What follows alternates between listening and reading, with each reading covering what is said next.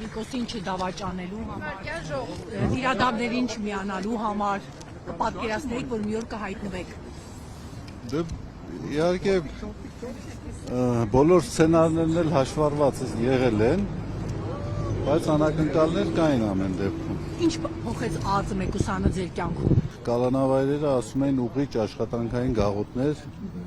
ուրախ եմ ասելու, որ ես անուղելի եմ մնացել, չեմ ուղղվել այդ առումով, իմ հայացքների, իմ դիրքորոշումների մեջ ոչինչ չի փոխվել։ Ինչով էիք զբաղվում, մեկուսանը բոլորի համար փակ է սրբազան, ինչով էիք զբաղվում, կալանքի ժամանակահատվածում։ Կարդում էինք, մտածում էինք, խոսում էինք, չգիտեմ ինչով է պայմանավորված, հեղինակներին պետք է հարցնել,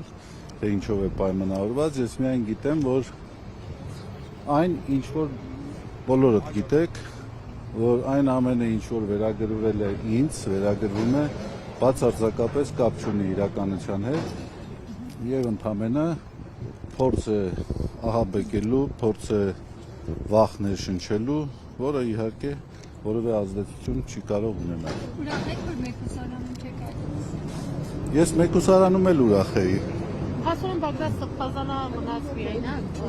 շատ սրբազան։ Այո, ամենա մեծ ափսոսանքը նաև այս պահին այդ է ինձ համար, որ Բագրատ Սրբազանը խցում առանձին մնաց եւ ուզում եմ, որ ամենքս էլ աղոթենք Բագրատ Սրբազանի հոգու ամրության, պնդության համար, որը իհարկե այս ընթացքում չի պակասել, ես կարող եմ ասել, եւ Աստված տա մի օր մենք բոլորս մեր համար ցանկությունների արդյունքը կտեսնենք։ Մի բան գիտեմ, ասեմ, ավարտենք, վերջը լավ է լինելու, եթե լավ չէ, ուրեմն վերջը չէ։